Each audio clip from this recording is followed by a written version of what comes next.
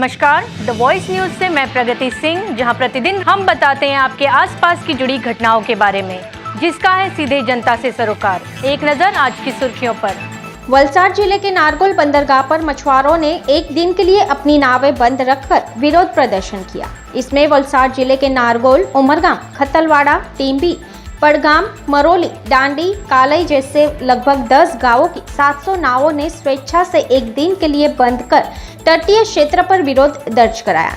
इस विरोध का मुख्य कारण यह है कि बाहरी नावें और मछुआरे दक्षिण गुजरात के क्षेत्र में आकर दबंगई से मछली पकड़ते हैं, जिससे स्थानीय मछुआरों की आजीविका पर बुरा असर पड़ता है।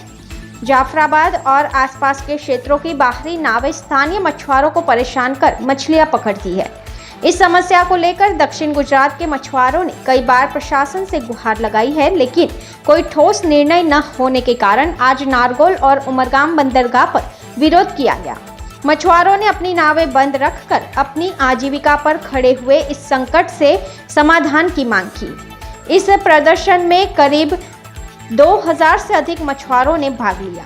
2 दिन पहले भी मछुआरों ने इस समस्या के समाधान के लिए जिला कलेक्टर को ज्ञापन सौंपा था, लेकिन कोई कार्रवाई नहीं होने के कारण वलसाड जिले के तटीय क्षेत्र के लगभग 10 गांवों के 700 मछुआरों ने आज मैदान में उतरकर विरोध प्रदर्शन किया और जल्द से जल्द उनकी समस्याओं का समाधान करने की मांग की। द वॉइस न्यूज के लिए ओलिवर ठक्कर की रिपोर्ट। शैलेश होडीवाला, माछी समाज प्रमुख नारगोल साहेब, आ अमारो फिशिंग धंधो वर्षोથી બાદ અમે કરતા આવેલા છે। અમારા વિસ્તારમાં આ ધંધો અમે કરતા આવીએ છીએ અને અમારા માછી લોકોમાં એક મેચ્યોર અન્ડરસ્ટેન્ડિંગ હતી। સૌરાષ્ટ્ર તરફના માછીમારો સૌરાષ્ટ્ર તરફ ફિશિંગ કરે, દક્ષિણ ગુજરાતના માછીમારો દક્ષિણ ગુજરાત તરફ ફિશિંગ કરે।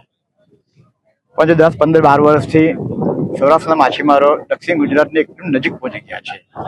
જે 12 નોટિકલ માઇલની અંદર 9 નોટિકલ માઇલમાં બી એ લોકો આવીને ખોટા ફિશિંગ ચાલુ રાખેલી છે, જેના કારણે ખોટા ફિશિંગ કરવાથી ને એ લોકોની બહુ તો અદ્યતન હોય, ટેકનોલોજી વાળી હોય અને જથ્થાબંધ હોય, પુષ્કળ પ્રમાણમાં બોતો હોય, એટલે આપણા વિસ્તારમાં અમારા વિસ્તારમાં આવીને એ લોકો ખોટા ફિશિંગ કરે છે, બોક્સ ફિશિંગ કરે છે। એ બોક્સ ફિશિંગ કરવામાં એ લોકોની જારો અંદર અમે ફિશિંગ જારો નાખીએ, એ અમારો કરંટના હિસાબે પ્રવાહમાં થોડીક ખેંચાય છે, આગળ પાછળ જાય છે, જે જવાથી એમના બોક્સ ફિશિંગમાં અમારી જાળો ફસી જાય છે અને તેના કારણે અમારી જાળો તો નુકસાન પામે જ છે અને આ ટોટલ એરિયો બી એ લોકોએ અમારો કવર કરી નાખ્યો છે। એટલે કેટલીક વાર તો અમને જાળ નાખવા પર પરત ફરવું પડે છે, જાળ નાખે તો ફસી જવાનો ભય હોય છે અને એ લોકો પાસે અમે સંઘર્ષ ફાઇટ નથી કરી શકતા, સંઘર્ષ નથી કરી શકતા। કેટલું નુકસાન એનાથી એક બોટમાં જોઈએ તો અમારા જે ગીલ નેટ છે, જાલદા ફિશિંગ છે, એને 2 લાખ રૂપિયાની નુકસાન જાળી હોય એ નુકસાન પામે છે। જાળી નાખવા ના મળે એના કારણથી અમારો ધંધો બગડે છે અને અમારે એમના ખલાસી હોય, અમારે એક બોટમાં 7-8 ખલાસી હોય, માણસો હોય છે, એ માણસોને બી અમારે ભરણ પોષણ કરવું પડે છે, તેમજ અમારા ઘરના બી જીવન નિર્વાહ એના પર નિર્ભર હોય છે।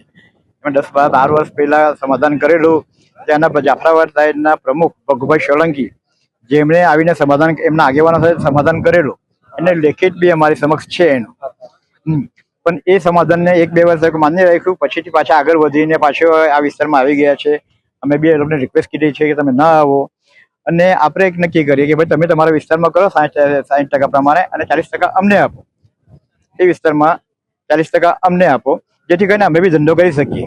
અમારો ધ્યેય છે અમે અમારો રોજગારી ટકી રહે, અમારા બાપ દાદાનો ધંધો છે એને ટકી રાખવા માટે અમે ધંધો કરીએ છીએ। અમે એમાંથી કંઈ હુંડિયામાં જ્યાદા કમાતા નથી, અમે છોકરાઓને ભણાવી શકીએ કે લગ્ન કરવું હોય તો બી અમારે બાકી કરવું પડે છે, પરંતુ બાપ દાદાનો ધંધો હોય અમે એ પ્રમાણે અમારે રહેવું પડે છે અને તે માટે અમે ઘણી વાર ધંધો બગાડીને બી ગાંધીનગર કે કોઈ બી જગ્યાએ એ લોકો સમાધાન કરવાનું સ્થળ આપ્યું, તે સ્થળ પર પહોંચી ગયા છે। એ લોકો કેટલીક વાર આવે છે અને સમાધાન બેસતા નથી, કેટલીક વાર નથી આવતા, એ પ્રમાણે છે। એ લોકો બી અત્યારે બી જાણવા મળે કે ભાવનગર ઘણી બધી વિસ્તારમાં આ પ્રમાણે પ્રોબ્લેમ છે અને કોઈક જગ્યાએ બેઠક કરીને બી પીપાવ સાઈડમાં બેઠક કરીને બી સમાધાન મેચ્યોર અન્ડરસ્ટેન્ડિંગ પોલીસની અધ્યક્ષતામાં કીધું છે, તે જ ફોર્મ્યુલા અમે અહીં બી કરવા માંગીએ છીએ। એટલે રસ્તો ખરેખર ઇઝી છે, જો ત્યાં વિસ્તારના માછીમારો અહીંયા આવીને કંઈ સમાધાનમાં અપનાવે તો ગોઠવાઈ જાય છે। મનીષભાઈ ટંડેલ, હું લોડારી ગ્રુપનો પ્રમુખ છું। અમારા હમણાં 700 બોટ છે નારગોલ, ઉમરગામ, ખટલવાર, એ ટોટલી હમણાં બંધ 1 દિવસ માટે રાખી છે હમણાં.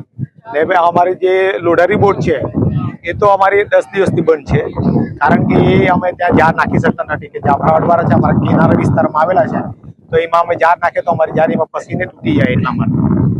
અને એમાં નુકસાન એ ઘણું છે ને આ અમારી લડત બહુ જૂની છે.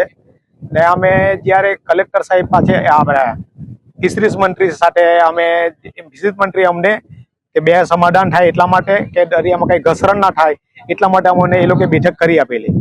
એ બેઠકનો ગાંધીનગરમાં કંઈ નિરાકરણ નથી આવ્યું. પછી અમને આપણા ફિશરીઝ મંત્રી આ નવસારી કલેક્ટરને સાથે બેઠક રાખાવી. એમાં અમારું 40-60નું નક્કી કરવામાં આવ્યું. પછીથી કનૈયાભાઈ કે હું મને 2 દિવસનો સમય જોઈએ. કનૈયાભાઈ સોલંકી જાફરાબાદનો એ 2 દિવસનો સમય માંગીને ગયો અને એ પાછો જવાબ હજી સુધી આવ્યો જ નથી. ને અમારી એ લોકો એટલી હદની પાર બહાર કર્યું છે કે અમારા 8 થી 10 નોટિકલમાં એ લોકો આવી ગયા છે દક્ષિણ ગુજરાત. નુકસાન તો સાહેબ હમણાં અમારી બોટ એકચ્યુઅલી બધી બની જ છે એમાં સમજનો નુકસાન તો 100% છે. હમણાં અમે બોટ હમણાં દક્ષિણ ગુજરાતની તમામ બોટો બંધ છે. 700 બોટો ઉપર કેટલા લોકો? 700 બોટો પર 5000 થી ઉપર લોકો નભે છે ને આ પરિવાર જો ગણે તો 10,000 ની ઉપર થઈ જાય, કારણ કે અમારી પાસે બીજી રોજગારી નથી. અમારી માંગ છે કે તંત્ર અમને 40-60નું સમાધાન કરાવી આપે, જે 1 વર્ષ પહેલા 2023માં ચાલતું હતું એ સમાધાન કરાવી આપે એવી અમારી અપીલ છે સાહેબ. અપૂર્વ માછી આજે અમારા ઉમરગામ તાલુકાના બધા જ માછીમારો અમારાથી જોડાયા છે. લગભગ આજે 600 થી 700 બોટ અંદાજે અમારી બંધ છે મચ્છીમારી માટે. હવે જોવા ગણીએ તો 600-700 બોટ હોય તો એક બોટનું મિનિમમ પકડીએ તો 10,000નું નુકસાન પકડીએ 70 થી 80 લાખના આજે નુકસાન જેવું ગણી શકાય. આજરોજ અહીં ભેગા થવાનું શું કારણ? મુખ્ય કારણ એ જ કે જાફરાબાદ દ્વારા જે અમને કણારકત થતી છે ફિશિંગમાં, જે એમની બોક્સ ફિશિંગ જે કરતા આવેલા છે, એ બોક્સ ફિશિંગમાં અમારી ગિલનેટ પદ્ધતિ હોય, જે ધરતી અમારી જે ભરતી ઊંટની પદ્ધતિ એ હોય એમાં ચાલતી નેટ હોય અમારી, એ ચાલતી નેટ અમારી બોક્સ ફિશિંગની અંદર ભેરવાય એટલે અમારી જાળ તૂટીને એકદમ નુકસાન થાય છે. એ અમારી જે જાળની કિંમત ગણીએ તો 5 થી 6 લાખની જાળ અમારી હોય તો નિકંદર નીકળી જાય છે, તો અમારી આજીવન એકદમ છીનવાઈ જાય છે. હવે કરશું શું? આ કેટલા સમયથી ચાલતા આવે છે અને ક્યાં ક્યાં રજૂઆતો થઈ? આ લગભગ 2012-13માં અમારું બે વચ્ચે સમાધાન થયેલું હતું. જાફરાબાદ, મહારાષ્ટ્ર અને જે સૌરાષ્ટ્ર શહેરના જીવન ગુજરાત, દક્ષિણ ગુજરાતના માછીમારો દરેક વ્યક્તિઓ આવીને આપણી મંડળીની અંદર, ઉમરગામ ફિશર મંડળીની અંદર એનું સમાધાન થયેલું હતું 2012થી. પછીથી ઇવન પાછું આ લોકો ઓલી ટાઈપનું કરતા આવેલા છે કે આવીને આપણા અંદર ફિશિંગ કરે અને આપણું નુકસાન કરે છે. અમારું ઘણીવાર બોલવાનું ના ઝઘડાનું કારણ બનતું છે આ બાબતથી કે આપણે જે નક્કી કરેલો એવી હદ વિસ્તાર, એ હદ વિસ્તારમાં તમે ફિશિંગ કરો એમાં અમને વાંધો નથી, અમારા એરિયામાં અમે ફિશિંગ કરીએ એ આપણે એકબીજાનું છે. જોવા જઈએ તો 100% નુકસાન જ છે કે એ લોકો જે મચ્છી પકડે એ પણ બુમલા પકડે છે, અમારા વાળા પણ બુમલા પકડે છે. અને બીજી અમારી જે ગિલ નેટ પદ્ધતિ હોય એમાં દાડા, ગોર, અલગ અલગ મોટી પ્રકારની માછલી હોય, એ સદંતર અમે ફિશિંગ કરી શકતા જ નથી એમાં. ને એ લોકોની ફિશિંગ એટલી બધી હેવી મોટા પ્રકારમાં છે કે અમારી મોટી બોટો નાની ફિશિંગ કરે. ને જોવા જઈએ તો આજે જે મચ્છીનું પ્રમાણ જે ઘટી રહ્યું છે એ આ લોકોની આ જાફરાબાદની પદ્ધતિથી ઘટી રહ્યું. અમારી દરેક જગ્યાએ રજૂઆત થઈ છે. જ્યારે આપણે સાગર પરિક્રમા કાર્યક્રમ હતો, માનનીય આપણા કેન્દ્રીય મંત્રી પુરુષોત્તમ રૂપાલા સાહેબ રજૂઆત થઈ છે અમારી. પછી કલેક્ટર શ્રી વલસાડ, કલેક્ટર શ્રી આપણા નવસારી, આપણા ગૃહમંત્રી હર્ષ સંઘવી સાહેબ હમણાં, પછી આપણા મુખ્યમંત્રી શ્રી ભૂપેન્દ્રભાઈ પટેલ અને રાઘવજી પટેલ સાહેબ જે આપણા ફિશરીઝ મંત્રી છે, અને ફિશરીઝ કમિશનર મીના સાહેબ, દરેક જગ્યાએ અમારી રજૂઆત થઈ ચૂકી છે. खबरों में बने रहने के लिए तो वॉइस न्यूज को सब्सक्राइब करें और बेल आइकन दबाएं।